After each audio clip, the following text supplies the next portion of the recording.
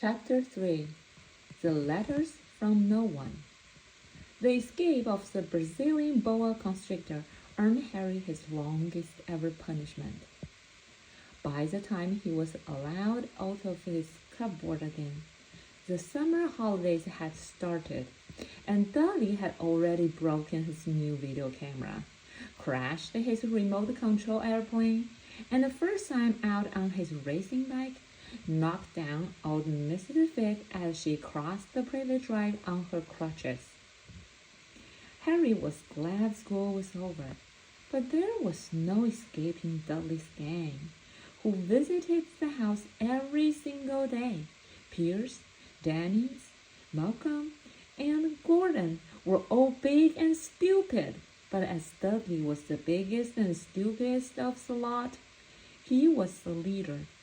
The rest of them were all quite happy to join Dudley's favorite sport, Harry hunting.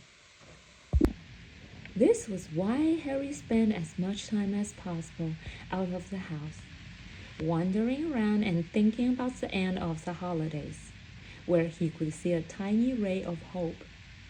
When September came, he would be going off to secondary school, and for the first time in his life, he wouldn't be with Dudley.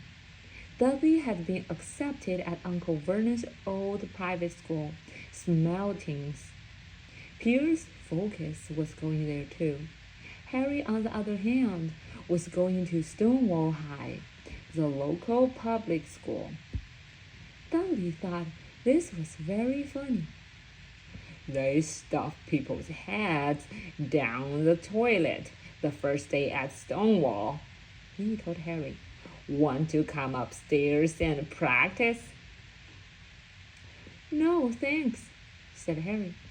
The poor toilets never had anything as horrible as your head down it. It might be sick. Then he ran before Dudley could work out what he'd said. One day in July, Aunt Petunia took Dudley to London to buy his Smeltings uniform, leaving Harry at Mrs. Figg's. Mrs. Figg wasn't as bad as usual.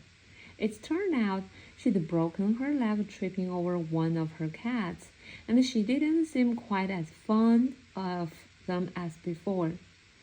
She let Harry watch television and gave him a bit of chocolate cake that tasted as though she'd had it for several years. That evening, Dudley paraded around the living room for the family in his brand new uniform. Maltese boys wore maroon tailcoats, orange knickerbockers, and flat straw hats called bolters. They also carried knobbly sticks, used for hitting each other while the teachers weren't looking. This was supposed to be good training for later life. As he looked at Dudley in his new knickerbockers, Uncle Vernon said gruffly that it was the proudest moment of his life. Aunt Petunia burst into tears and said she couldn't believe it was her icicle Dudley King's. He looked so handsome and grown up. Harry didn't trust himself to speak. He thought two of his ribs might already have cracked from trying not to laugh.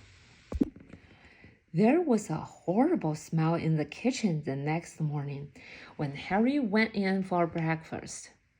It seemed to be coming from a large metal tub in the sink. He went to have a look. The tub was full of what looked like dirty rags swimming in gray water. What's this? He asked Aunt Petunia. Her lips tightened, as they always did if he dared to ask a question. Your new school uniform, she said. Harry looked in the bowl again. Oh, he said, I didn't realize it had to be so wet.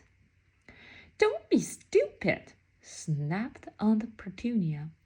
I'm dyeing some of Dudley's old things gray for you. It will look just like everyone else when I've finished. Harry seriously doubted this, but thought it best not to argue. He sat down at the table and tried not to think about how he was going to look on his first day at Stonewall High. Like he was wearing bits of old elephant skin, probably. Dudley and Uncle Vernon came in, both with wrinkled noses because of the smell from Harry's new uniform. Uncle Vernon opened his newspaper as usual, and Dudley banged his smelting stick, which he carried everywhere, on the table. They heard the click of the mail slot and the flop of letters on the doormat. "Get the mail, Dudley," said Uncle Vernon from behind his paper. "Make Harry get it." "Get the mail, Harry." "Make Dudley get it." "Poke him with your smelting stick, Dudley."